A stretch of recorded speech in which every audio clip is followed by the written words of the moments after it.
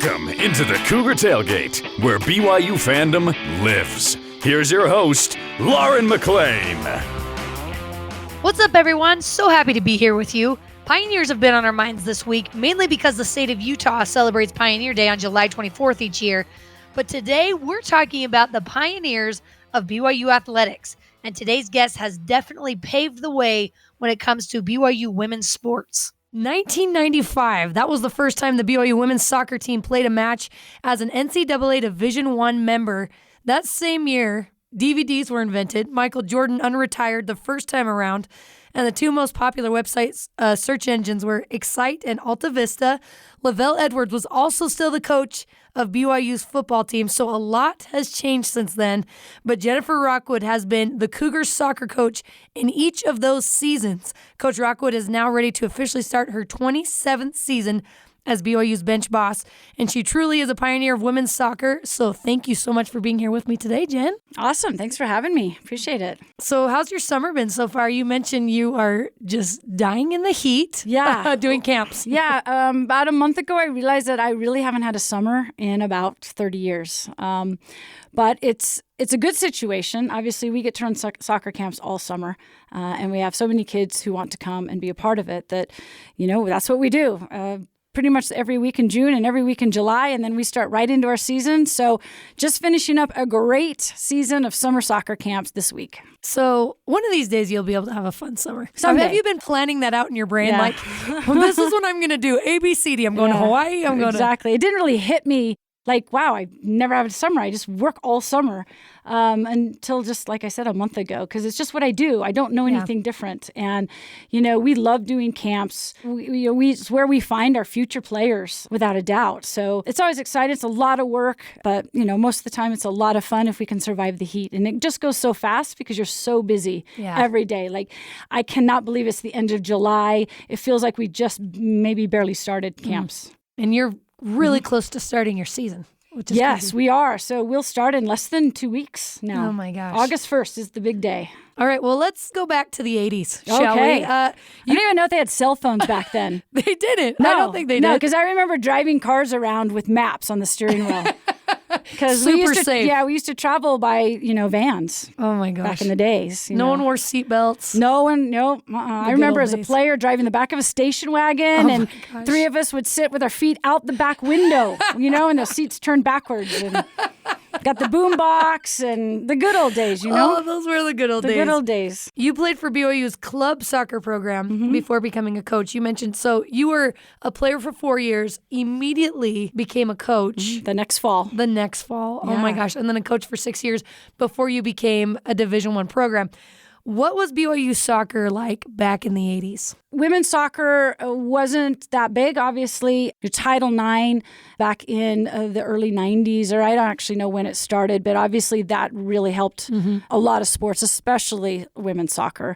But I remember I came out here, I grew up in Portland, Oregon, and soccer wasn't even in the high schools here yet in Utah. So It was a very new sport. There was a club team at BYU, but I remember coming in and thinking, not a lot of experience here. Wow. And because I had the opportunity to grow up in Portland, and soccer was big there, and I didn't have to play on a boys team. There were actually girls teams and girls leagues, and it was big in the high school and ODP. So I was a little surprised when I came to BYU. The club team, a lot of them were Utah kids, but every year we got a little bit better, and that's where I made my best friend in college. So have great memories. I don't know that we played great soccer, but we had a lot of fun. And, it was kind of the building blocks for what came after that. And so I feel blessed to kind of have been a part of it. Certainly never saw what I'm doing now in my future, especially back then. Right. It came quickly, though. It came really quick. And, sometimes you're in the right place at the right time. And I know that was a big part of why I was given the opportunity. But, it was a really, really new sport here in the state. And obviously the university really didn't know much about it at all. I heard you had a scholarship to Rick's College, but chose to go to BYU instead, right? Well, I'd always planned on going to BYU originally, but then I did get an offer to have a scholarship to go play basketball. And, I played basketball in high school, and I actually always wanted to play BYU basketball, but just wasn't quite good enough. My best sports were like soccer and softball. So, I had a chance to go to Rick's. I had some friends that were going to go there. I got some money to help, with my schooling. So I thought, I'll go up there and give it a try. And I had a great year. It was a little cold for me. And I missed playing soccer, and I knew I was going to eventually end up at BYU after the next year, so I actually just played there a year and then came to BYU my sophomore year. I didn't know you played all those sports. That's really cool. Yeah, back in the day, you didn't have to specialize. I was kind of a good athlete. I wasn't an awesome, but I was good in most things, in sports back then. And these days, you really have to specialize from a very small age. But I had the chance to play. I did 4 sports in high school, and it was fun. I love that. So you, as soon as you were done being a player, you became the coach. You mentioned before that you were coaching some of your best friends, which was kind of strange.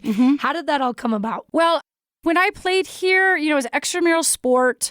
It was something like I had 3 different coaches in the 4 years I was here. And by my junior year, I guess I was kind of bossing people around, as a captain and helping with the administrative side because we didn't have a real coach that was kind of all in. And I remember my senior year, I had to go talk to one of my friends that coached the high school boys team and ask him if he would come and coach at BYU for my senior year. So we weren't really...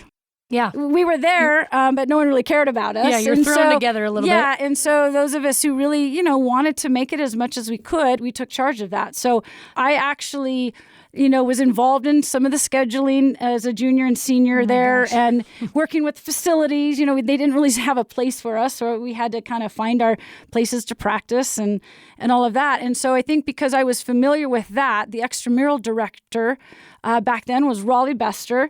And I remember him calling me in and saying, you've done this. Would you be interested in staying on as the coach? And I would never have agreed to do it, but I had actually coached high school the year before. So I had a little bit of experience coaching, not much, but at least a full year of high school coaching. And I felt, what?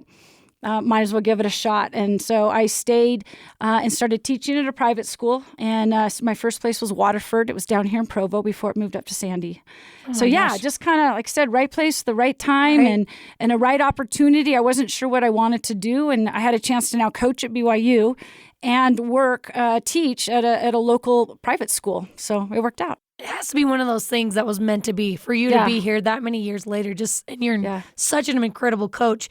But it wasn't until 1995, as we mentioned before, that you guys became a Division I program, part of the NCAA organization.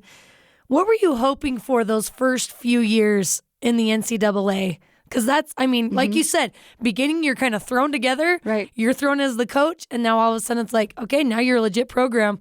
Good luck. What were you hoping for? For those 6 years that I coached the club team, there was kind of always through the administration like, hey, we think you're going to get sanctioned. Title IX, like I said, was growing and building, and more universities were adding women's soccer. So, I never thought that I would be a professional coach. I was, a business major, and I was teaching, and I figured I'd be coaching, but not like for like my real job, right? Right.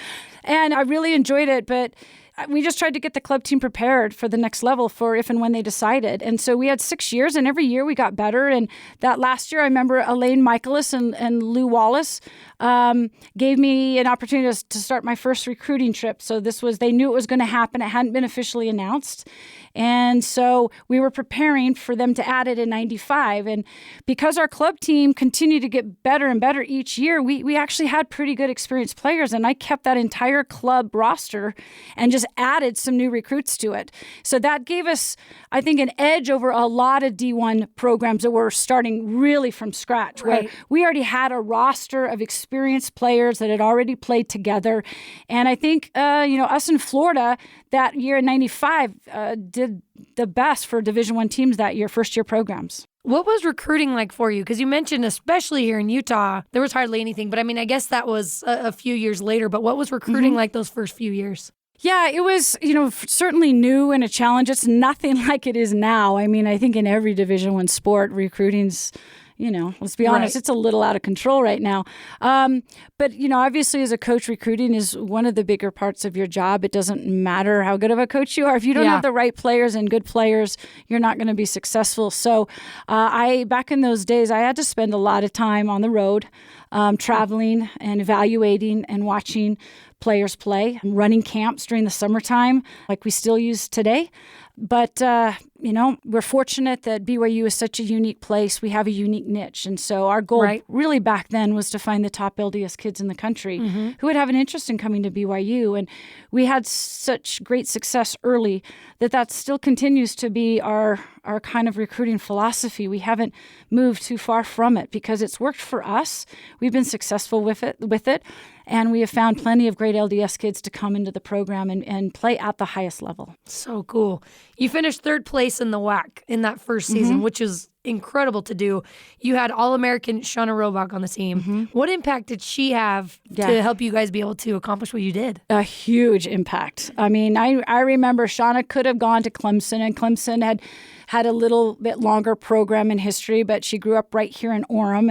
And, being a member, I think she was interested in staying close to home for sure. And then also, playing and representing BYU. And, Shauna was ahead of her time athletically for women. I mean, I've seen our athletes continue every year to just become more and more athletic. I mean, it's amazing how women have grown athletically and developed with their speed and their strength and their quickness and soccer ability. But Shauna was in a league of her own athletically. And back then, I mean, she could just go right by people. She scored so many goals. She was a huge part of our success in those early years because she was so strong, so fast. And back then, teams weren't organized or experienced enough to even try and slow her down. That's so crazy. I feel like given the opportunity, obviously the more and more opportunity that these women get, obviously the more athletic they're going to become, right? Which is so incredible. You won 22 games your second season, which is amazing. You just kept having success. Was it easy for you to stay at BYU? Does that make sense? Because the program, you were just building it and it was having more and more success. Was that easy for you to stay? Yeah, originally, because I remember when the first year, I thought I'd done the club thing and, I was kind of used to coaching, but then it turns Division I, it's a whole different level, a whole different pressure and expectation. And so that kind of obviously made me super uncomfortable. Yeah. But I figured that, again, it didn't make a lot of sense that I got the job, but being at the right place at the right time. Soccer was so new in the States, so new to BYU. I had been around. I was cheap.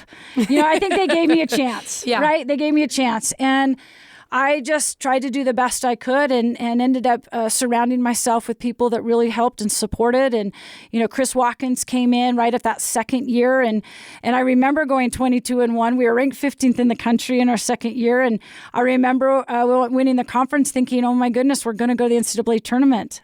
We didn't. Back then, they only had 48 teams and our conference didn't have an automatic qualifier back then. But, just that's all you can do in anything really is just really try and do your best. I mean, I had so much to learn. I watched every, back then, videotape, not even DVD. Back then, just bought so many DVD coaching tapes, leadership tapes, books, listened and watched anything Anson Dorrance from UNC. Back in those days, he was the full women's national team coach. And just tried to surround myself with people and information that would help me just be my best and just tried to get better each year. Don't go anywhere. When we come back, we're going to have more BYU women's soccer head coach Jennifer Rockwood. This is Cougar Tailgate.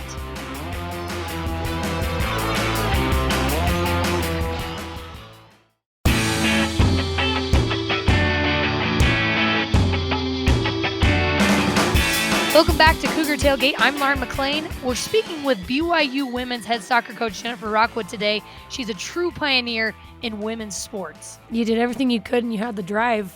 At what point in your career were you like, BYU is a soccer powerhouse? Because you are. The women's soccer program, it's year in and year out, it is a powerhouse. Was there a moment in your career where you're like, whoa, like we're here? Yeah, it's kind of hard to pinpoint an actual year for me. I think it came a lot longer, even though we had been to the Elite. We got to the Elite 8 2003. We had been ranked from an early stage on. But I felt like because maybe the conference we were in, we weren't playing the best teams. Yeah. And so it was hard to really know how good we were. And so I remember, I don't even remember what year, but Chris and I were talking and thinking, let's just go for it. Let's just try and play some of these bigger teams and see how things go. And I know a lot of it was making our players believe, because we had a lot of Utah kids who are like, oh, we're going to go play Texas, and it was like, they're Texas. We're just, Utah teams, players. And I think overcoming that and having some success every year, adding to that strength of schedule. And now all of a sudden we are playing better teams. And I feel like when we moved to the WCC, it provided some more legitimacy to where we were at what level, going into a conference with Santa Clara and Portland, who were two top teams year in, year out, and going in there and having the success we did. I think for me, that's probably when I realized that, this is a program that can compete with anyone in the country. And that's what we tried to do. And you exude that year in and year out. And I feel like that's what draws some of the best players in, is that's the expectation. Like, we are the best. Absolutely. And that's what you need. You need that expectation set. And, in looking back, there's been so many times where we've been so close to breaking through to that Final Four. We'd been ranked in the top 5 and, we've been to the Sweet 16, been to the Elite 8. Couldn't quite get over that edge until just this last season. But a lot of that, again, is I think the girls and the team finally believe that, hey, we can do it. We belong there. And what a season that was. It was so incredible to follow and watch. And BYU women's soccer always has a lot of fans. But last year was just incredible. It was so fun. Even bandwagon fans, join in. Sure, we've been here all along, but go ahead, come on. Yeah. When you look back at last year's season, and when it came to that end, it was so incredible. What are those emotions like for you? What was it like for you then, looking back at that season? I think just a lot of pride in what we'd accomplished, the pride of, what the staff was able to accomplish and what the players were able to accomplish and how we did it. Yeah. What was really fun is everybody we would run into, even fellow coaches and stuff, just really seemed to appreciate our style of play and how hard the girls played. Yeah. And it was fun to watch. It was enjoyable, exciting, high energy soccer to watch.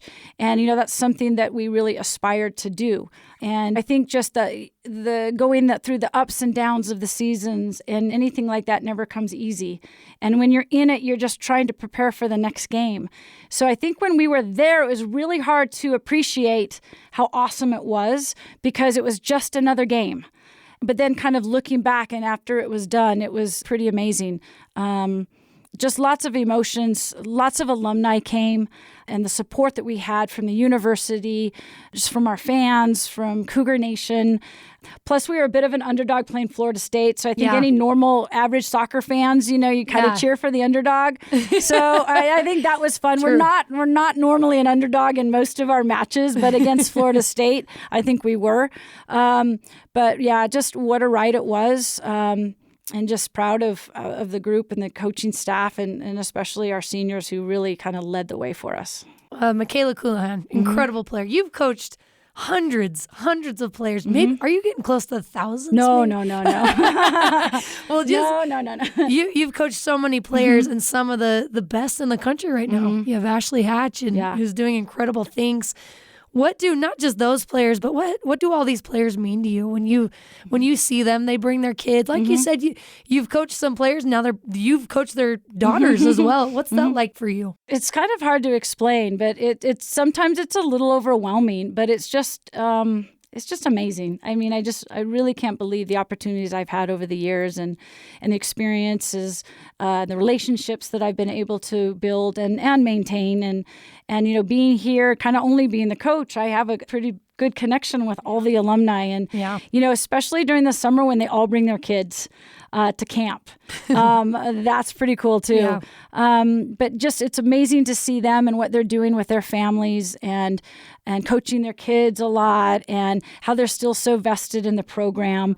It's really fun. It's just an honor to kind of be a part of it all. How would you say this year's team is different from last year's? I'm assuming you guys obviously set a really high goal last year and you got really, really far. That's got to be really interesting for these returning players. Like, okay, well, how do we top that? But how is this team different than last season's team? Well, last season we had a really tremendous amount of experience, right? With especially through COVID. It's interesting looking back with all the hard times that COVID brought, it also allowed us to have our seniors for an extra year. Yeah. And so had we not had to go through that whole COVID mess, we might not have had this season. Right. And so to be led by our 6 seniors, it was pretty special. They just had a ton of experience. And obviously the impact that Kayla had and Cam had. Kayla, I think, was a leading scorer in the country last year. Cam was right there, both All-Americans. You had Cass, who had an amazing run in the NCAA tournament in goal in her 7th season with a dislocated shoulder that you didn't know when it was going to pop out. And that was a lot. And as you think, wow, you take away those kids, you take away 4 major starters, that's a lot to replace, and it is. But at the same time, we have 7 returning starters from that group. And so that's quite a lot of experience. We will shuffle some people around now in some different positions. Jamie, who's one of our top returning players, will step up into Kayla's spot. Liv Wade, who was playing a bit out of position, will step into Jamie's slot. And even though we lost our 2 senior starting forwards, we have Bella and Rachel that are ready to go. And even though they didn't start every game for us, I think you could consider them starters as the impact that they've had last year and the amount of goals that they're able to score. So, I really feel like we have a lot of experience coming back that has a similar expectation. They had a taste of it. They know what it takes. And then we've added some really special new players. And our freshman class is fantastic. Top to bottom, it could be one of the best we've had. Wow. And that's saying a lot. And it's kind of funny. They're all Utah kids, actually. Really? 7 of them graduated early and came and trained with us in January. So they were able to play 10 spring games. So and that's you went huge. Undefeated in spring. We did. And so I think, through our training, Brent and Steve and I were like, wow, our training looks to be at a similar level as it was to last fall. And we noticed and experienced that even before we started playing. And then as we started playing, we're like, there's a lot of potential here to be a very, very good team again. Is that hard for you as a coach to see that? Because you're like, temper your expectations, temper your always. expectations. It's like you have really high expectations, but then you're like, don't get ahead of yourself. Yeah, for sure. And so we will have the same expectations that we always do, is to play a very hard non-conference game to prepare us to win the WCC. It's our last run in the WCC. We've had a lot of success there. We want to go out as champions and then make a run in the NCAA. And I know this group, with the experience and opportunities and that they had going to the Final Four, I know that that's something that they want to achieve next year. Oh, I'm so excited. And I'm so excited for you guys this last year in the WCC and then entering the Big 12. I was a fan of soccer before I started sideline reporting women's soccer, but man, my fandom has increased tenfold. Some of the most incredible athletes. You're one of the best coaches that I've ever seen. And it's just such an incredible program, and I'm so excited for you guys. I don't know about you, but I feel like they need to rename the field after you at some point. Well, I don't know that that's something they do around here. We'd like a new stadium at some point, and not many programs have a problem of not having enough seats for their fans. So we hope someday, and I think maybe going into the Big 12 down the road, that's something that might happen for the program. We do get such great support. And like you said, we do have such amazing young women that come and play and just give everything to the program and to represent, BYU and the church. And so they take a lot of pride in that. So they want to be their best, and to watch them interact with the kids, to be role models for the young generation is something that I really love at camps, to see how excited those young girls are to meet them. And it's fun to see the freshmen practice their signatures. They've never signed autographs before, and now they sign all the autographs. But yeah, I think big things are in store. I don't know how much longer I'll be around. I take it kind of year to year, and it's been really fun these last few years. I have a fantastic staff and a lot of support and a really good group of girls right now. Our future looks good with the incoming recruiting classes down the road. So, we hope good things are in store. We hope, get a good new field, and South Field is special, though. There's nothing quite like it. It's the best atmosphere to play in the country, and we'll have some big teams at South Field this fall, I guess, in a couple weeks, and looking forward to it. Well, I love it so much. You truly are a legend. I'm here with BYU women's soccer head coach Jennifer Rockwood. Jen, thank you so much for taking the time and being here with me. Awesome. Appreciate you. Thanks. Jennifer Rockwood is incredible and honestly one of the first people that come to mind when I think of a pioneer of BYU athletics. A few more that I want to talk about are, of course, number one for football, Lavelle Edwards. You cannot talk about pioneers of BYU athletics without mentioning the man who had a stadium named after him. He put BYU football on the map. He won a national championship. He revolutionized the passing game. He stuck around when he could have left for a million other jobs. He was always loyal to the Cougars, and he was just loved by just about everyone around him, and he was an incredible leader. So I got to say, number one, Lavelle Edwards. Another guy along the football lines, Gary Scheide. He was the first real passing quarterback in Lavelle Edwards' era. You have Ty Detmer, who was the first Heisman Trophy winner, not only the first, but the only. If that doesn't scream pioneer, I don't know what else does. You have Luke Staley winning the Doak Walker Award, Mo Elowanibi and Jason Buck, Outland Trophy winners, the only for BYU football so far. Moving on to basketball. First person that comes to mind for me, Danny Ainge. In 1981, he was selected as College Basketball Player of the Year by winning the Joe Lapchick Eastman and John Wooden Awards, and he was an incredible two-sport athlete. Elaine Michaels is another one that comes to mind when we think women's volleyball. She played volleyball, basketball, and softball at BYU. She was the director of women's intercollegiate athletics at BYU from 95 to 2004, and then the head coach for women's volleyball, women's basketball, women's field hockey, and softball. The woman has done it all. She's a true pioneer. Then you have on the men's volleyball side, Carl McGowan. He was the first official men's volleyball coach, led the team to 2 national titles, and he is the one who truly turned BYU men's volleyball into a national powerhouse. One more for me, and we talked about her a little bit with Jen Rockwood. Shauna Robach. She played BYU women's soccer from 95 to 98, the all-time leader in goals scored with 94, and she's an Olympic bobsledder. So thank you to every single one of the BYU athletic pioneers. We're grateful for all you've done. And that does it for us today. Thanks again to Jennifer Rockwood for coming on the show with me. You can join Cougar Tailgate every Saturday at noon Mountain Time, or download, rate, and review our podcast on Apple, TuneIn, Stitcher, Spotify, or on BYURadio.org. This is Cougar Tailgate.